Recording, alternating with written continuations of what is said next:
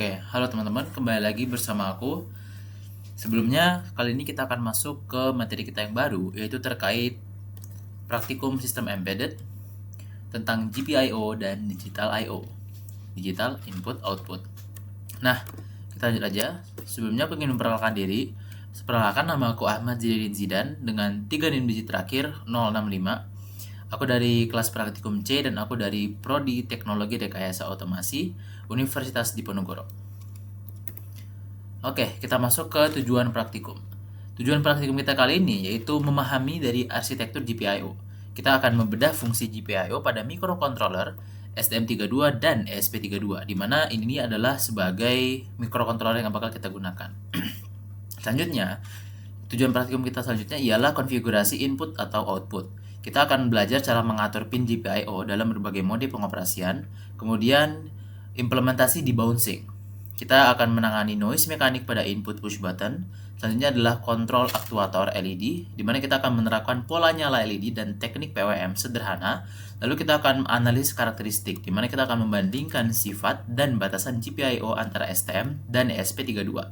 Lalu kita akan merancang sistem I/O. Kita akan membangun aplikasi embedded digital sederhana. Lalu kita akan melakukan penerapan best practices menggunakan standar pemrograman GPIO yang baik dan aman. Oke, kita masuk ke pertama, yaitu terkait konsep dasar dan arsitektur internal GPIO. Oke, kita tahu ya, dari materi ini singkatnya adalah GPIO itu tuh sebagai gerbang komunikasi antara otak microcontroller dengan dunia luar. Nah, secara arsitektur, di dalam satu pin GPIO terdapat blok input, blok untuk output, serta resistor pull up dan pull down yang bisa kita aktifkan melalui software. Gitu. Dimana balik lagi ya, dengan definisi dimana antar muka fundamental microcontroller itu sebagai penerima input atau mengirimkan output digital. Nah, lanjut. Ini bisa teman-teman baca aja. Kita masuk. Untuk mode output itu push pull versus open drain. Nah, untuk mode output ini terdapat dua jenis utama, di mana dia ada push pull dan open drain. Nah, di mana pin ini tuh bisa secara aktif di push pull dulu ya, di mana pin ini bisa secara aktif memberikan tegangan positif atau ground. Nah, ini tuh paling umum dipakai untuk menyalakan LED. Selanjutnya, yang kedua itu adalah open drain, yang sifatnya itu seperti saklar pemutus ke ground aja. Nah, agar dia bisa hide, dia itu wajib dipasang resistor pull up tambahan di luar, dari luarnya ya. Lanjut ke mode input. Nah, saat kita membaca input, pin itu tuh nggak boleh dibiarin tanpa status pasti atau dia floating. Nah, disinilah peran dari pull up dan pull down. Nah, pull up akan memastikan logika selalu bernilai 1 saat siaga. Nah, sedangkan pull down memastikan di logikanya 0. Keduanya itu bisa dipakai kan resistor, bawaan chip atau resistor fisik tambahan dari luar. Nah, selanjutnya itu active high versus active low. Nah, terkait cara menyalakan beban, kita mengenal active high atau sourcing dan active low atau sinking. Nah, active high itu berarti kita menyalakan alat dengan memberi logika 1. Nah, di mana arusnya itu keluar dari pin. Nah, sebaliknya, active low itu kita menyalakan alatnya dengan logika 0, di mana microcontroller bertugas menarik arus tersebut ke ground, seperti pada LED bawaan STM32. Nah, kemudian kita akan masuk ke bagian debounce, encoder, dan keypad. Dalam praktiknya, saklar mekanis memiliki noise berupa pantulan sinyal atau bouncing. Nah, kita harus mengatasinya dengan teknik debouncing, baik secara hardware maupun kode software. Untuk input kompleks, kita menggunakan rotary encoder yang bisa membaca putaran lewat perbedaan fasa sinyal, dan keypad matrix yang menyusun tombol dalam baris kolom agar hemat pin GPIO. Terakhir, mengenai microcontrollernya, itu adalah STM32. Yang pertama, berbasis ARM Cortex M3 yang memiliki beberapa pin yang aman, diberi 5 volt dan konfigurasi registernya itu sangat-sangat terperinci. Sedangkan ESP32 itu Extensa LX6 atau ESP IDF itu sama sekali nggak boleh diberi 5 volt. Namun dia itu unggul di arus maksimal yang lebih besar. ESP32 juga punya GPIO matrix yang sangat fleksibel untuk merutekan fungsi peripheral ke pin mana aja. Oke, kita akan lanjut ke bagian programnya ya. Oke, di sini aku udah membuka. Ini program yang pertama itu terkait dari, kita lihat di STM dulu aja kali ya. Nah, di STM ini programnya udah ada. Nah, kita lihat di SP dulu aja kali ya. Nah, kita masuk dulu. Kita masuk ke mana ini disebut percobaan 4, itu button debound state machine. Nanti teman-teman akan melihat dari penampilan hardware-nya secara langsung. Oke. Selanjutnya itu teman-teman bisa melihat di sini implementasi button debound kita menggunakan metode state machine pada microcontroller SSP2, SP32. Nah, sebelum masuk ke kode, kita tuh harus paham dulu nih kenapa program ini tuh penting. Karena pada saklar mekanis fisik terdapat fenomena yang disebut bouncing. Nah, ketika tombol ditekan, plat logam di dalamnya tidak langsung menempel sempurna, melainkan dia itu akan memantul beberapa kali dalam hitungan milidetik. Jika mikrokontroler membaca pil ini secara langsung, satu kali tekanan fisik bisa terbaca sebagai puluhan kali tekanan oleh program. Oleh karena itu, kita butuh penawaran disebut debouncing. Ini ya, kita butuh penawaran disebut debouncing. Nah, selanjutnya itu teman-teman kita bisa melihat di bagian setup hardware ini.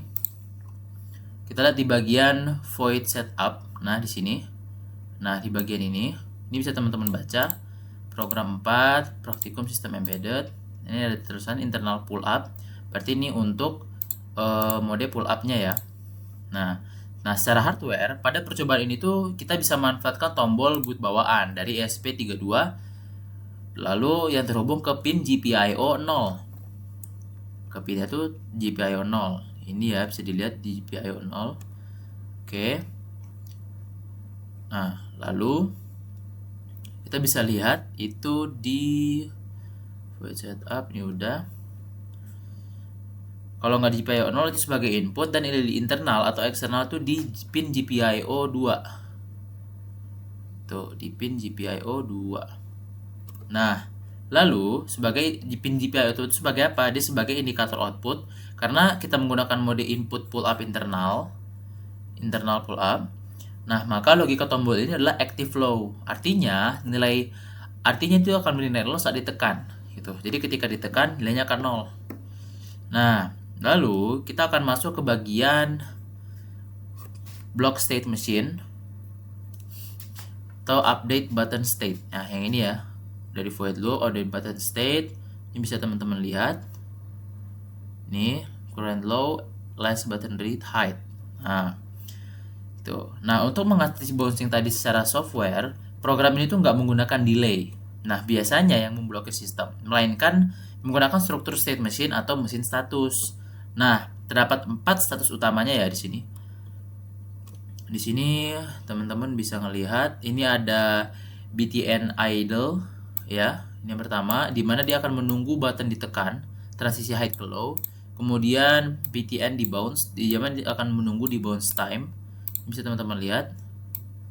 Ini bisa dicek apakah hasil masih ditekan setelah di bounce, lalu false trigger dia akan kembali ke idle. Lalu ada BTN press di mana dia akan menunggu button dilepas, lalu BTN release, di bounce release. Kemudian ini ada else masih ditekan. Nah, awalnya program itu berada di state idle nih. Dia menunggu tombol ditekan. Ketika ada perubahan sinyal dari high ke low, dari sini dari high ke low, status langsung pindah ke debounce. Nah, ini ya. Nah, disinilah program akan mencatat waktu dan menunggu sejenak sesuai nilai debounce underscore ms-nya untuk membiarkan sinyal mekanisnya stabil. Nah, setelah waktu tunggu selesai, program itu bakal ngecek lagi nih. Jika tombol masih low, barulah sistem yakin bahwa itu tekanan asli, bukan noise. Status berubah menjadi pressed. Lampu LED toggle, yang ini ya. Kemudian lampu LED toggle dinyalakan atau dimatikan dan program akan menghitung durasi tekanannya. Terakhir, saat tombol dilepas ya, ketika tombol kita lepas, program itu masuk ke state release. Yang ini ya, state release. Kembali ke state release. Melakukan proses debounce sekali lagi untuk mengatasi pantulan saat plat logam merenggang sebelum akhirnya kembali ke state idle. Nah, lalu teman-teman harus tahu ya, salah satu keunggulan menggunakan state machine seperti ini itu adalah kita bisa mendeteksi durasi tekanan pada fungsi handle button release di sini ya. ada handle button press, handle button release dan lain sebagainya. Di sini handle button release. Nah, program itu akan menghitung selisih waktu dari saat tombol ditekan hingga dilepas. Nah, jika kita lihat pada serial monitornya ya, misalkan jika kita lihat pada serial monitornya, itu program itu nggak hanya berhasil menghitung jumlah tekanan tanpa ada pembacaan ganda, tapi juga bisa membedakan apakah interaksi tersebut berupa short press, tekanan singkat, atau long press, tekanan panjang. Metode non-blocking ini tuh sangat ideal untuk diterapkan pada sistem embedded yang kompleks. Di sini teman-teman bisa melihat ya, dia ada penjelasan terkait debounce, di mana debouncing itu adalah fenomena kontak mekanis switch menghasilkan pulse on off berulang dalam waktu singkat sebelum stabil. Nah, jadi ini kondisinya tanpa button pressnya, debouncing, dia akan mendeteksi press multiple, salah, dengan debounce. Nah, ini ada waktunya dan lain sebagainya. Ini state mesinnya nih. Ini dalam bentuk ininya ya. Dia akan idle, kita pencet dia akan masuk ke mode debounce. Setelah debounce dia akan menunggu secara stabil, baru kita tekan, dia akan release kembali lagi ke idle. Nah, ini wiring diagram akan kita buat itu seperti ini ya, secara garis besarnya. Seperti ini. Gitu. Nih, Node GPIO adalah boot button pada ESP TF Cache gitu. Nah, teman-teman, ketika ingin menggunakan program ini, jangan lupa teman-teman harus punya dari platform I/O-nya ya. Nih, platform I/O-nya itu kalau bisa jangan lupa untuk tersambungkan sesuai dengan boardnya. Nah, kalau misalkan kita ingin menggunakan microcontroller ESP dengan program dari ESP sendiri, kita harus menyesuaikan ke boardnya. Gitu. Kalau misalkan dari platform I/O-nya itu dia nggak sesuai, maka dia nggak bakal bisa berjalan. Tuh, alamatnya bakal salah. Nah, ini udah sesuai. Gitu. Oke, sekarang kita akan melihat ke bagian dari percobaannya. Oke, di sini ada bagian percobaannya. Di sini bisa kita lihat, di sini. Ini bisa teman-teman lihat, ini dari modul 4, ini ESP ya. Oke, ini ketika di running, kita build dulu. Nah, ketika ada tanda sukses, tulisan sukses di sini, oke, baru kita upload setelah kita build. Jadi prosesnya itu di build dulu ya, baru di upload. Nah, sampai ada tulisan writing banyak kayak gini, itu tandanya dia udah berjalan, atau bisa dibilang dia berhasil dan sukses. Nah, di sini bisa teman-teman lihat, ini aku dan kelompokku itu menyesuaikan lagi dengan AI untuk beberapa program dari pull-up-nya itu. Kita akan melakukan penyesuaian karena beberapa ada kesalahan-kesalahan sedikit. Nah, sukses. Ketika terminalnya sukses, maka dia berhasil. Nah, ini udah berhasil ya tandanya. Sini. Nah, kalau yang ini itu dari yang sama, seharusnya sama. Dari ESP32 juga. Cuman ini kita melakukan pembetulan dari yang awalnya pull up dan pull down. Nah, jadi kita akan programnya itu akan menyesuaikan lagi teman-teman. Setelah bagian pull up dan pull down nanti akan balik lagi ke pull down. Tadi kita udah belajar yang pull up ya harusnya ya. Ini pull down. Nah, ini dia berubah lagi. Nah, ketika itu berubah dia bantu mengubah ke pull down. Ini masih failed ya waktu itu. Ini kita melakukan penyesuaian lagi. Tuh, ini baru sukses, ini baru sukses berhasil. Gitu. Di ESP32. Nah, programnya berhasil itu ada di sini teman-teman. Ada di sini. Nah, ini yang bagian ESP dari ESP32 itu yang ini. Ini pull up resistornya ya. Ini bisa teman-teman lihat. Oke. Ini ketika programnya dijalankan. Ketika udah sukses, berhasil ya, maka bisa kita upload. Nah, teman-teman lihat, ketika upload, oke, sukses, berhasil ya. Maka ketika ditekan, nah, tuh. Nah, Ini pull up harusnya hitungannya ya. Coba kita balik lagi. Oke, sudah. Ini pull up resistor. Sekarang kita akan melihat di bagian pull down-nya. Ini yang bagian pull down-nya ya, teman-teman.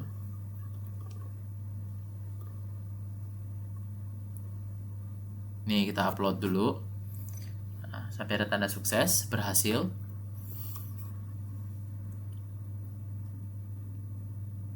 Nah, ini yang pull down. Nah, dia ditekan, dia baru hidup. Tuk, nah hidup. Itu. Oke, sudah. Ini yang pull down-nya. Tuh. Oke. Selanjutnya, ini udah semua. Kita akan masuk ke bagian wiringnya ya. Ini bagian ini foto-fotonya. Tapi ini yang dari STM ya. Kita hanya menunjukkan bagian videonya aja. Nah, untuk yang STM, kita akan masuk ke STM. Ini yang STM. Nah, kalian bisa lihat di sini. Dia udah sesuai dari konfigurasinya sendiri. Built-in LED, menggunakan LED ya. Variabelnya BTN idle hampir sama dengan setup yang sama juga dengan delay 2000. Serial begin, serial print in, kita akan tuliskan di sini input pull up-nya karena kita akan menggunakan pull up terlebih dahulu. Ini ada keterangan serial print in, press button to toggle LED. Ada bagian loop juga seperti biasa di bagian BTN idle, debounce, press dan lain sebagainya. Tuh, lalu ada di wiringnya. Ini bagian wiringnya. Nah, ketika misalkan sudah atau mungkin ada problem seperti ini, teman-teman bisa minta tolong bantuan dari AI. Itu bisa mempermudah. Nah, kemudian jangan lupa di platform I/O-nya disesuaikan boardnya ya. Nah, kalau di STM, dia akan menyesuaikan board bernama Bluepill F103C8 ini. Itu. Oke, teman-teman. Bisa dilihat ya. Ini udah sama programnya. Nanti ketika misalkan teman-teman sudah menyelesaikan yang dari pull up, maka teman-teman bisa langsung menggantinya ke bagian yang pull down. Saya teman-teman tulis di sini, tolong ubah programnya menjadi pull down. Lalu teman-teman sesuaikan dengan posisi pinnya, pin berapa dengan pin berapa. Misalkan pin sekian di LED, pin sekian di mana gitu. Oke, nanti AI-nya akan berusaha membuat dan membantu teman-teman melakukan perubahannya. Nah, kita akan lanjut ke videonya ya. Nah, ini bisa teman-teman lihat. Ini bagian pull down resistor di mana dia hidup. Oke, pull down-nya. Nah, ini di bagian dia mati. Pull down resistor mati. Oke. Lalu kita akan melihat di sini. Ini proses dari pull up resistor.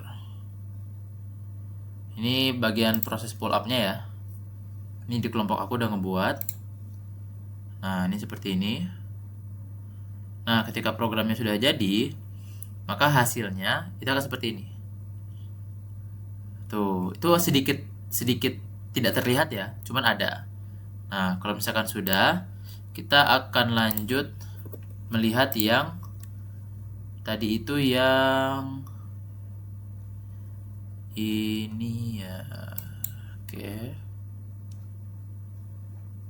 Kita akan melihat di bagian proses pull down. Nah, pada bagian proses pull down resistor di SM32 seperti ini. Oke, nah seperti itu.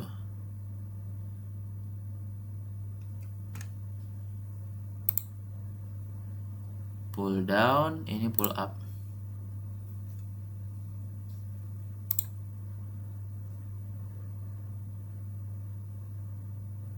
Jadi ketika pull up-nya itu ketika nggak ditekan dia hidup, tapi kalau ditekan dia mati gitu.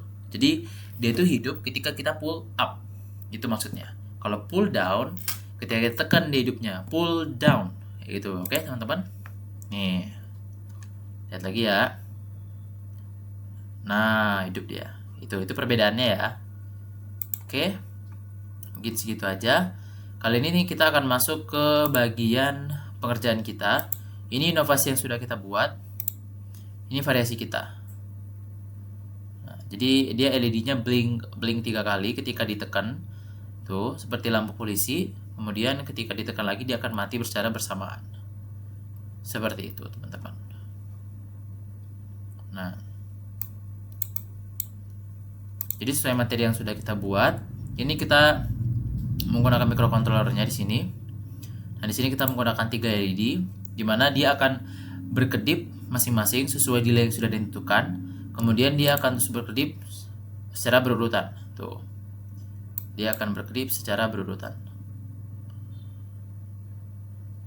Ketika kita tekan, lalu ketika kita tekan lagi push buttonnya, dia akan mati. Oke, seperti itu. Ini bentuk rangkaian yang kita buat. Ini variasi yang dilakukan di kelompok kita ya. Oke, sip. Oke, mungkin segitu aja yang bisa aku sampaikan pada praktikum kali ini, pada penjelasan kali ini.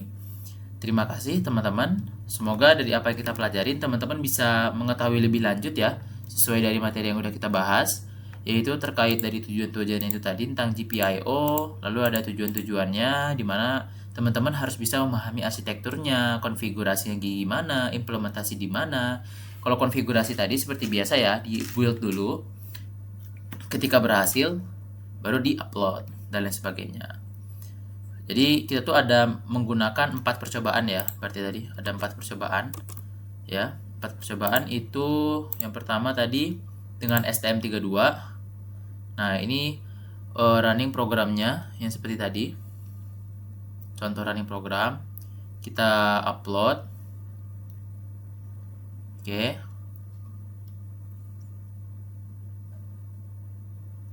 Nah, berhasil dan lain sebagainya. Oke, begitu ya. Terima kasih teman-teman. Sampai berjumpa di video lainnya.